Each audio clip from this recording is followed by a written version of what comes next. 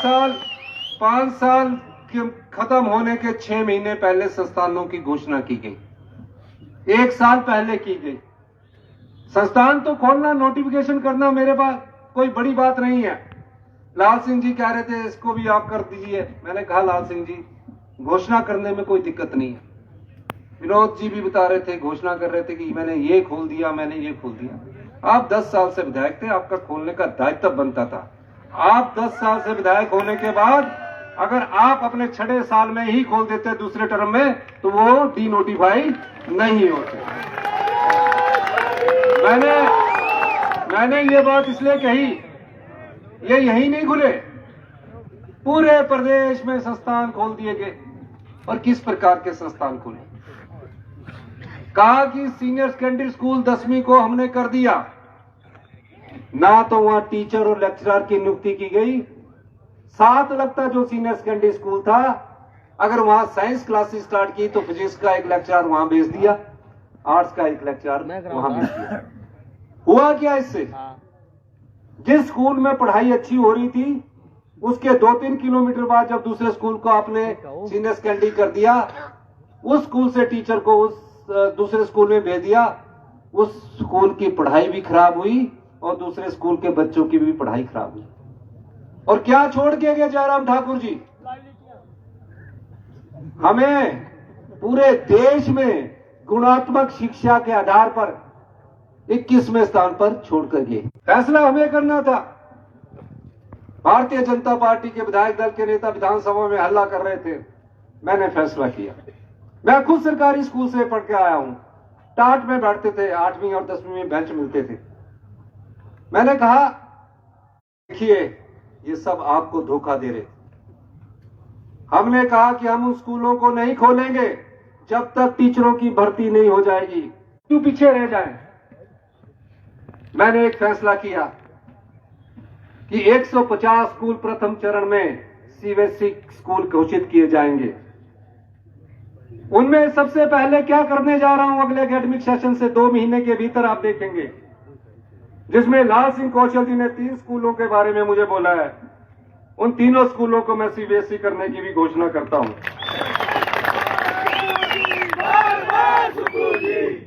मैं ये बात इसलिए कहना चाह रहा हूं, उसमें हम प्री नर्सरी से लेकर +2 तक, प्री नर्सरी से लेकर +2 तक सभी टीचर उपलब्ध होंगे, नर्सरी स्कूल के टीचर भी होंगे, एक भी टीचर एब्सेंट नहीं होगा। कोई भी पंचायत से उठकर ये नहीं कहेगा कि हमें साइंस का टीचर दे दीजिए, हमारे यहाँ इंग्लिश का टीचर नहीं है, हमारे यहाँ मैथ का टीचर नहीं है। 3 महीने के अंदर राज्य चयन नियोग से 3000 भर्तियां सीबीएसई स्कूल की होने जा रही है। ये हम कर लेंगे।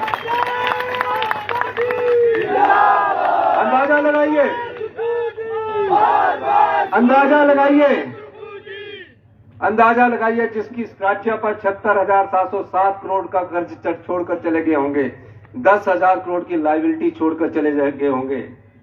और जिनको जो आरडीजी होती है, आरडीजी सरकार का अधिकार नहीं है, वो हिमाचल की जनता का अधिकार है, हिमाचल की पंचायतों का अधिकार है, हिमाचल के प्रत्येक परिवार का अधिकार है।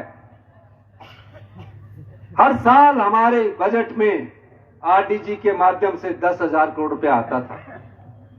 16वें वित्त आयोग ने क्या किया, उस आरडीजी को बंद कर दिया, यानी कि साल का 8 से 10,000 करोड़ रुपया आप लोगों का काट दिया।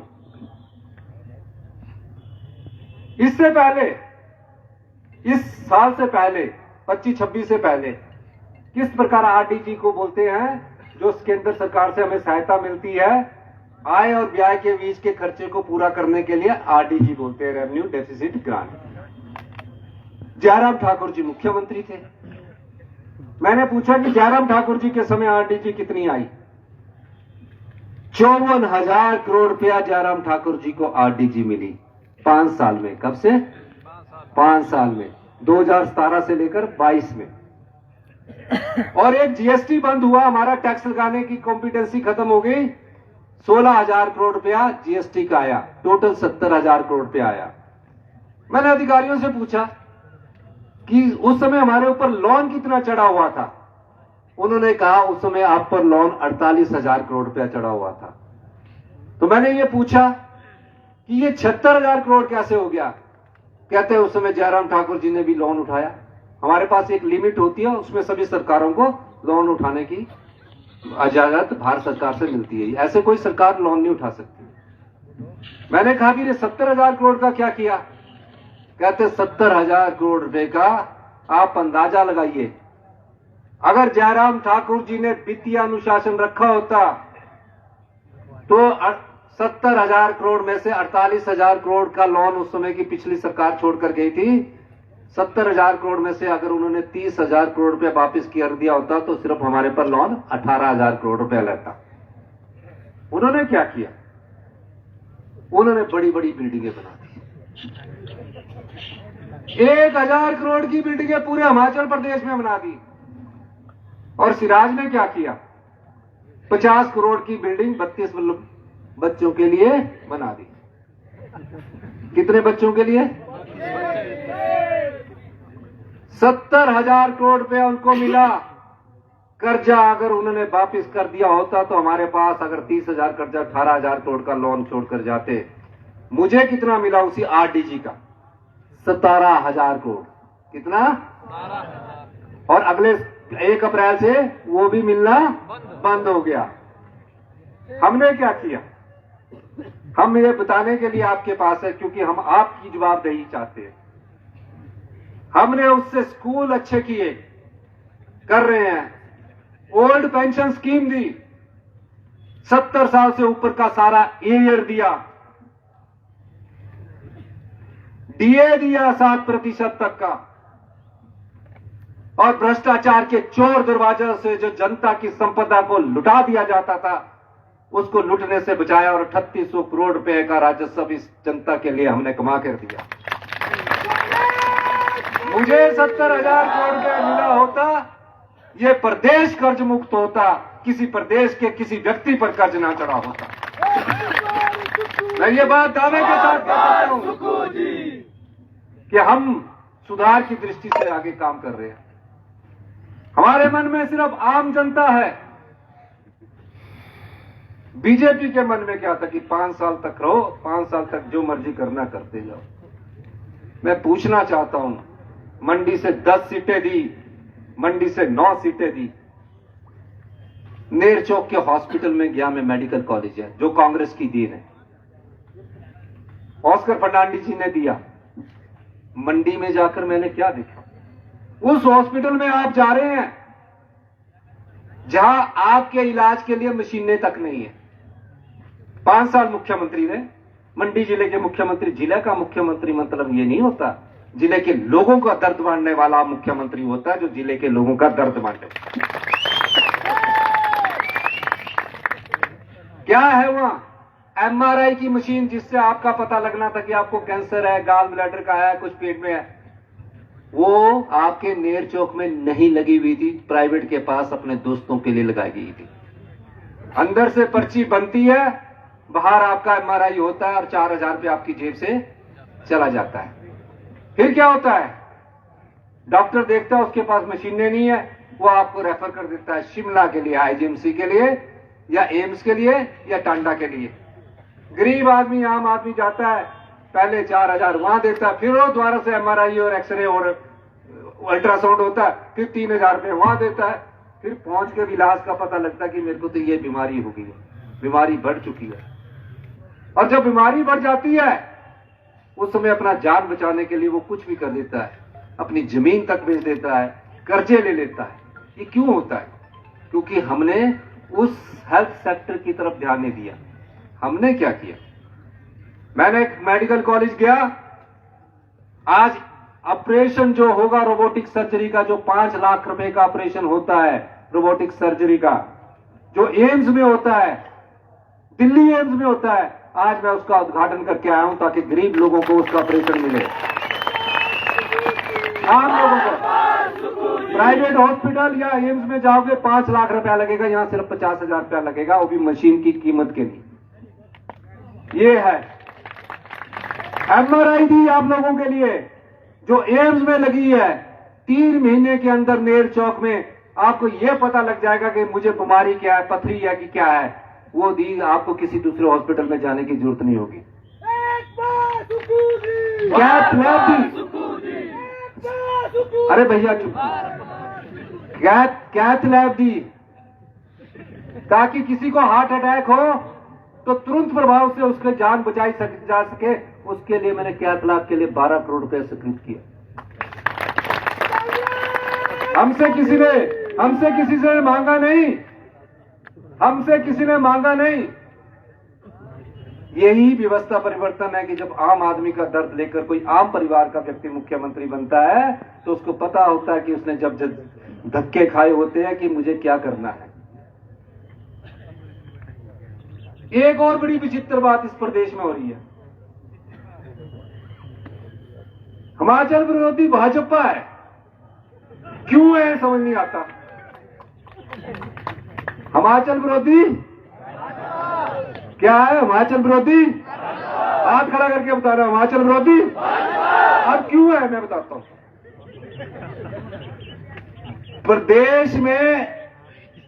प्रदेश में आपदा आई 23-24 में, कुल्लू पूरा बह गया। 23,000 घर या तो आंशिक रूप से टूट गए या पूर्णतया क्षतिग्रस्त हो गए। 23,000 घर पूरे प्रदेश में। मैं हर जगह गया, मैं हर एक से मिला। 2025-26 में आपदा आई, मैं मंडी में भी आया, हर जगह गया, हर जगह मैंने देखा।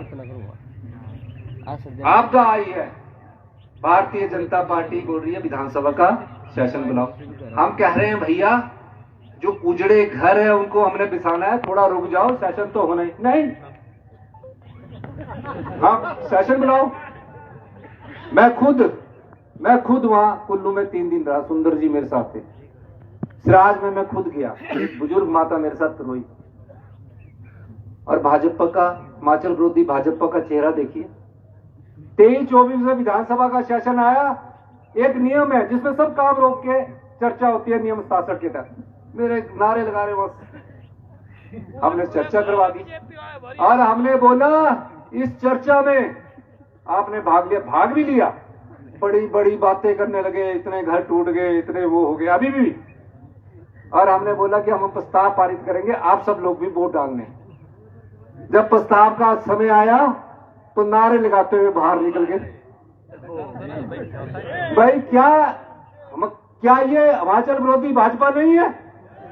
मेरा घर बन रहा था, मैंने क्या किया, हमारी सरकार ने क्या किया। प्रधानमंत्री आवास योजना के तहत 1.5 लाख मिलता है, जिसमें 20,000 राज्य सरकार डालती है। मैंने अधिकारियों की बैठक ली, कहा जी 1.5 लाख रुपया दे सकते हैं। 23,000 आंशिक रूप से घर टूट गए। मैंने बोला 1.5 लाख में क्या बनेगा, घर भी नहीं बनता है। कानून है, नियम है। मैंने कहा मैं आम परिवार का दर्द जानता हूं।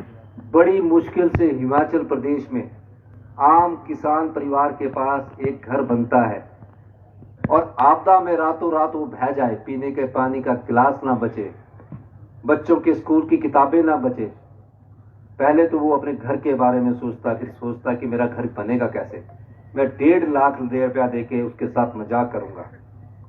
मैंने उन आपदा प्रभावित परिवारों के लिए नियम तोड़ दिया, कानून बदल दिया और 7 लाख रुपए की 23-24 में आर्थिक सहायता दी।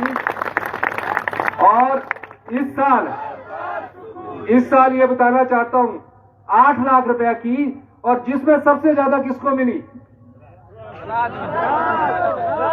एक भी बात धन्यवाद नहीं किया, उसमें भी आपदा में भाग गए।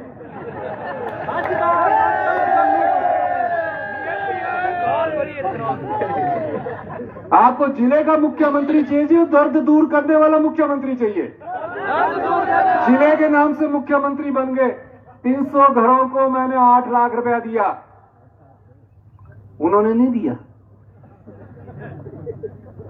वहां से हमने एक कॉलेज को शिफ्ट किया कि नाचन में दे देते हैं, यहां धरोटू में, चार चौक में। बच्चे रो रहे हैं, रात को वहां आपदा आई है, बच्चे रो रहे हैं, दूर दराज से आए। हमने कहा कि हम उसको चैल चौक में दे देते हैं, क्या तक गडारी में दे देते हैं, मेरे को नाम नहीं पता, चैल चौक गडारी में दे देते हैं। उनको बोलते क्यों दिया चैल चौक में, मंडी भूल गए तो सिराज याद आ गया। कैसे है? फिर देखिए, आपकी जेब से 8-10 हजार करोड़ रुपया चला गया। हमने 3 दिन का स्पेशल सेशन बनाया, बड़ी बड़ी बातें की इन्होंने, होना चाहिए। और जब बारी आई तो नारे लगाते रहे और बाहर निकल गए। भाई सरकारें आती जाती है, हम मुख्यमंत्री आज है कल नहीं होंगे, मंत्रिमंडल में आज है कल नहीं होंगे, लेकिन प्रदेश के अधिकारों पर जो चोट कर रहा है, उस अधिकार की लड़ाई हम सबको, चाहे बीजेपी या चाहे कांग्रेस है, सबको मिलकर लड़नी चाहिए। हमने ऑल पार्टी मीटिंग बुलाई। आपने उसमें सीपीएम के सिंघा साहब ने बोला ये हमारा अधिकार है, हमारा अधिकार है। और ये लोग आए, फटाफट इन्होंने ड्रामा किया और किसी के।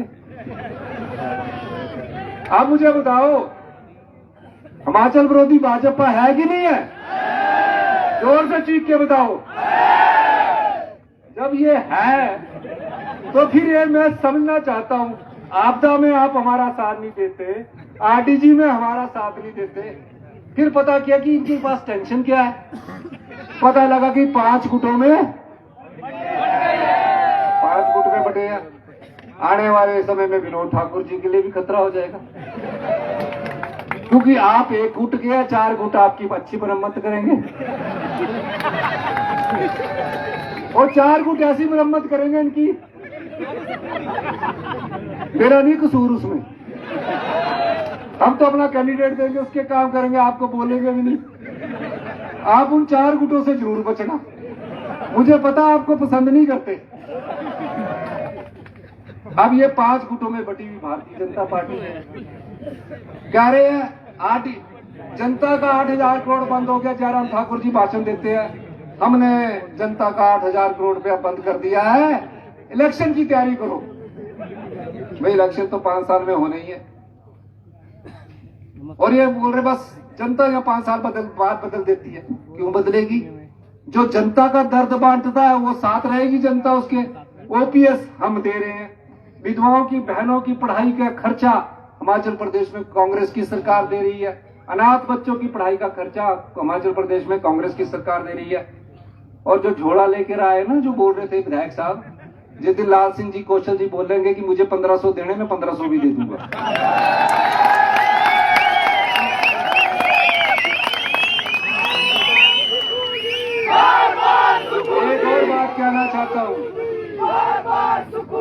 एक और बात कहना चाहता हूँ, हम जनता की सेवा के लिए आए हैं।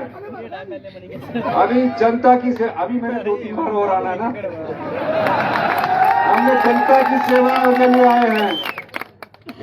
मैं आपको एक बात कहना चाहता हूँ, ये प्रदेश की अपनी एक ताकत है। इस प्रदेश को कभी किसी से मांगने की जरूरत नहीं है, अगर हमारे अधिकार दे दिए जाए। और अधिकार क्या है? उत्तर भारत में कहीं से भी 5 नदियां नहीं निकलती, सिर्फ हिमाचल प्रदेश से 5 नदियां निकलती हैं। हम नॉर्थ इंडिया के वाटर बॉल है, जो पंजाब आज अनाज के मामले में पूरे देश में नंबर 1 है, वो किन नदियों से है? हिमाचल प्रदेश की नदियों से है। इन नदियों से जो बिजली पैदा हुई है 14,000 मेगावाट,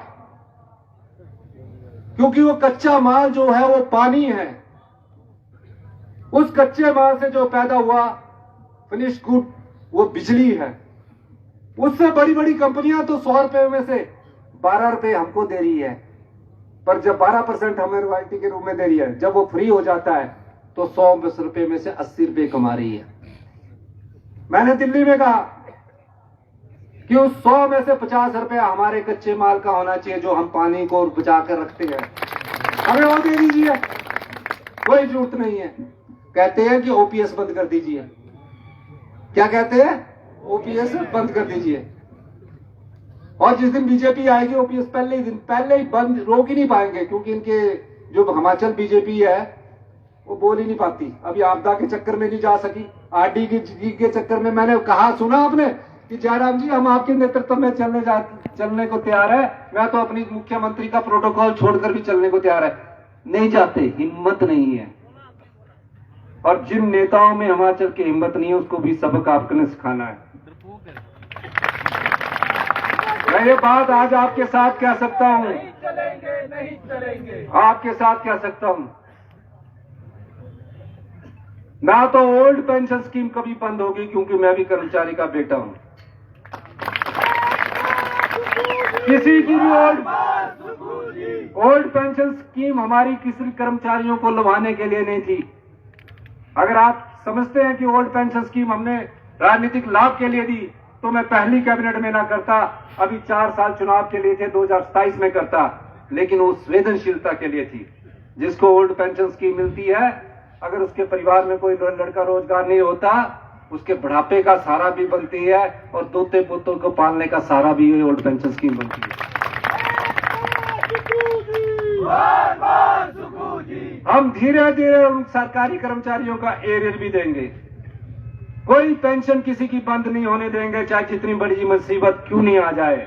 हम हर चुनौती का सामना करेंगे, और हम हर चुनौती का सामना लड़ाई समझकर नहीं करेंगे, युद्ध की तरह करेंगे, और हिमाचल प्रदेश को आत्मनिर्भर बनाएंगे। क्या कोई कभी सोच सकता था? जो गाय पालक है कि दूध 32 रुपए लीटर हिमफेड मिल्क फेडरेशन लेता था, हमने कितना किया? 51 रुपए किया। जो गाय पालक 51 रुपए किया। आज हम हल्दी का समर्थन मूल्य, कच्ची हल्दी 90 रुपए किलो खरीद रहे हैं, गेहूं 60 रुपए किलो खरीद रही है, और मक्की 40 रुपए किलो खरीद रही है, ताकि किसान के हाथ में सीधा पैसा आए। आज हम हर जगह हॉस्पिटल्स में सुधार कर रहे हैं, शिक्षा के क्षेत्र में सुधार कर रहे हैं। हम कोई वोट बैंक की राजनीति नहीं कर रहे हैं। हम लोग आपकी सेवा कर रहे हैं, आम लोगों की सेवा कर रहे हैं, गरीब लोगों की सेवा कर रहे हैं। पिछले 3 साल, तुम्हारे 3 साल हो, 36 महीने पूरे हो चुके हैं। कोई योजना देख लीजिए जिसमें सीधा आम लोगों के पास हम पैसा नहीं दे रहे हैं। कोई अनाथ बच्चा जिंदगी में कभी ये नहीं सोच सकता था कि 18 साल के बाद मेरी पढ़ाई का खर्चा कौन उठाएगा। आज हम 18 साल के बाद उस अनाथ बच्चे के हॉस्टल का खर्चा भी दे रहे हैं, पढ़ाई का खर्चा भी दे रहे हैं। अगर वो डॉक्टर बनता तो उसका 1.5 लाख रुपया साल की फीस भी दे रहे हैं, और 4,000 रुपया महीने की पॉकेट मनी भी दे रहे हैं। कोई विधवा बहन ये नहीं सोच सकती थी कि उसका पति की मृत्यु के बाद उसके बच्चों की पढ़ाई का खर्चा कौन उठाएगा। ये हमने, हमारी सरकार ने इंदिरा गांधी सुख शिक्षा योजना के तहत सारा पैसा दे रहे हैं। 70 साल से ऊपर के बुजुर्गों के लिए हम नई हेल्थ के मामले में नई योजना लेकर आ रहे हैं। जिनको 17,000 करोड़ मिल रहा है वो तो आम जनता की योजनाएं बना रही है। जिनको 70,000 करोड़ दिया, उन्होंने प्रदेश को कर्जे के नीचे डुबो दिया। ये आपका पैसा है, ये कोई हमारा पैसा नहीं है, जनता का पैसा है। अगर ये जनता को मिलेगा तो नई योजनाएं आएगी, नई स्कीम्स आएगी। और आपको मैं बताना चाहता हूं, इनके समय तो इनकी केंद्र की डबल इंजन की सरकार ने इनकी कभी कोई प्रशंसा नहीं की, क्योंकि ये तो लुटाते ही रहे। जितना मर्जी आया मेरे यहां मीटिंग बना दे, ठेकेदार मित्र को लाभ दे दिया। इनका एक बहुत अच्छा काम है, रोज इनके बीजेपी का ना जो राज्य का दफ्तर है, उसमें सोशल मीडिया में मैंने कोई गलत शब्द भी बोल दिया तो सोशल मीडिया में मेरे खिलाफ चले रहते हैं, वायरल करते रहते हैं। 2-3 न्यूज चैनल बनाए हुए वो ऐसी खबरें चलाते रहते हैं। जितना मर्जी है चलाओ, लेकिन सच कभी हार नहीं सकता। झूठ बार बार सच से टकराता है, झूठ किसी ना किसी रूप से सच से लड़ने के लिए आता है। अंत में जीत सच की होती है। और मैं ये भी कहना चाहता हूं, जो लाल सिंह कौशल जी ने बोला है, और अंग्रेजी भी है, जो भी इन्होंने बोला है उन सब मांगों को पूरा किया जाएगा। और एक बात और, यहाँ डे बोर्डिंग स्कूल जो बोला उसको भी खोल दिया जाएगा। अगर उसका जगह उपलब्ध, 76 में अगर उसकी जगह उपलब्ध होगी तो उसको भी खोल दिया जाएगा। शिक्षा के क्षेत्र में और सरकारी स्कूलों में पढ़ने वाले बच्चे जो है थोड़ा इंतजार करना पड़ेगा, क्योंकि 40 साल से एक बिगड़ी व्यवस्था चली हुई है, सुधार में टाइम लगेगा। लेकिन 1-2 सालों में सरकारी स्कूलों में एडमिशन के लिए भी आपको सिफारिश लगानी पड़ेगी। ऐसी शिक्षा व्यवस्था प्रणाली को हम मजबूत कर रहे हैं। इसीलिए मैं बार बार कहता हूं 2027 में आत्मनिर्भर बनेंगे, लेकिन भारतीय जनता पार्टी के लोग आरडीजी बंद करवा के बहुत खुश हो रहे हैं। इनको नहीं बढ़ने देना, हमने थोड़ी बढ़ना है, वो तो आम जनता और प्रदेश ने आत्मनिर्भर बनना है। और 2032 में नीतिगत बदलाव करके जनता की संपदा को ना तो लूटने देंगे, उस संपदा को बचाकर 2032 में हिंदुस्तान का सबसे समृद्धशाली और अमीर राज्य कोई कीना जाएगा, वो हिमाचल प्रदेश होगा।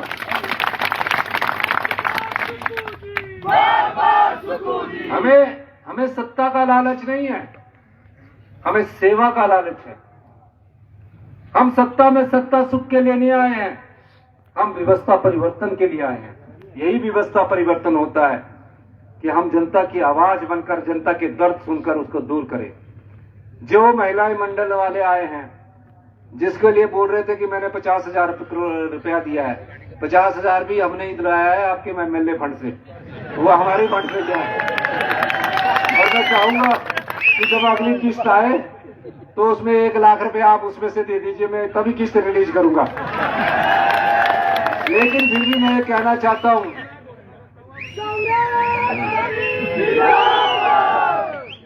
जो भी लाल सिंह जी ने कहा है महिला मंडलों के लिए इनकी लिस्ट देंगे, कहते 30-35 महिला मंडल आए हैं। जितने भी अभी जाओ यहाँ आए हैं, फिर दूसरी जगह भी तो चलेंगे, वहां भी तो आपने भाषण देना है। 15 साल से हमारे लाल सिंह जी की बेटी का सड़क का बात कर रहे थे, आप ही दे देते विधायक निधि से। मैं ये कहना चाहता हूं कि जितनी महिला मंडल आए हैं, ये तो विधायक है, लाल सिंह कौशल बेचारा क्या है, कुछ नहीं है। अभी मैंने चेयरमैन बनाया ताकि इनका नाम भी लिखा जा सके। तो एक बात कहना चाहता हूं, जितने भी महिला मंडल आए हैं, मैं इनके कारण उनको 51,000 रुपये देने की घोषणा करता हूं।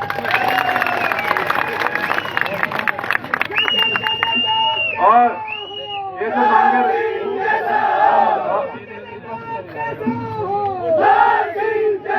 मांगे रखी है, इनको भी मैं पूरी करने की घोषणा करता हूं।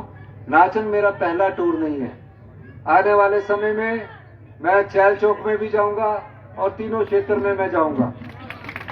और जो हम करेंगे, जो हम घोषणा करेंगे, वो चुनावों से पहले की नहीं होगी, 6 महीने 8 महीने की, वो पूर्ण भी होगी, उसमें स्टाफ भी होगा और फंड भी होगा।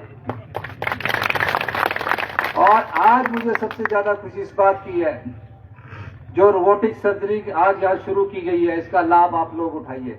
कहीं दूर जाने की जरूरत नहीं है। अभी तो आपको क्या था, ये नाम मात्र के मेडिकल कॉलेज है, मैं सबकी बात कर रहा हूं। वहां से क्या करते, इधर से उधर भेज देते, उधर से उधर भेज देते, बेचारा गाड़ी में इतने पैसे खर्च हो जाते, फिर टेस्टों में इतने पैसे खर्च हो जाते हैं। ये सब चीजों से हम इसको,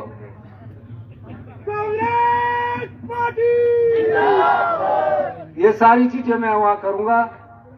मैं एक बात और आपके साथ कहना चाहता हूं, आप जो सरकार आपकी है वो जनता की सरकार है, आपके दर्द बांटने वाली सरकार है, आपकी सेवा के लिए सरकार है। अंदाजा लगाइए, 70,000 करोड़ मिला जिनको और 17,000 करोड़ मिला, कोई हमारे किसी भी कैबिनेट मिनिस्टर पर भ्रष्टाचार के आरोप नहीं लगे। जितने भी भ्रष्टाचार में सम्मिलित लोग होंगे जेल की सलाखों के पीछे जाएंगे, क्योंकि उन्होंने जनता की संपदा को लूटा है।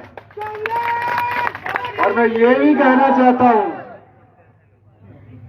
उनकी हमने सूची तैयार की है, आने वाले समय में उनके खिलाफ सख्त से सख्त एक्शन किया जाएगा, ये मैं कहना चाहता हूं। चिट्टे में जो भी सम्मिलित कर्मचारी पुलिस के थे, 11 को हमने बर्खास्त कर दिया है। आने वाले समय में जिसने हमारे युवा बच्चों के नसों में चिट्टा को शामिल किया है और सरकारी कर्मचारी है। अगले 2 महीने में आप उनके खिलाफ कड़े से कड़ा एक्शन देखेंगे, ये मैं आपको कहना चाहता हूं। हम अपनी युवा पीढ़ी को, जो भी इसको नशा करवाने में सम्मिलित लोग पाए जाएंगे, उनके खिलाफ सख्त से सख्त कार्रवाई की जाएगी। और जो नशे के द्वारा कमाई की संपत्ति है, चाहे उसका घर क्यों ना हो, और वो चिट्टे में शामिल होगा, उसको भी हम तोड़ देंगे, ये मैं आपको वादा करके जाना चाहता हूं। इन्हीं शब्दों के साथ मैं ये कहते हुए कि आप काफी देर से डे वोटिंग करती हैं, जो आप लोग आए हैं, काफी देर से आए हैं, इस आशा के साथ कि आप प्रदेश की सरकार को अपना आशीर्वाद देंगे। इस उम्मीद के साथ हम अपने काम कथनी में विश्वास करते हैं और हमारी काम करने का तरीका आम लोगों की सेवा है। यही मैं कहना चाहता हूं। ये आपने मेरी बात सुनी, आपका बहुत बहुत धन्यवाद। जय हिंद, जय हिमाचल। धन्यवाद महोदय। जोरदार तालियों के साथ मुख्यमंत्री महोदय का आभार, अभिनंदन। बहुत बहुत धन्यवाद महोदय।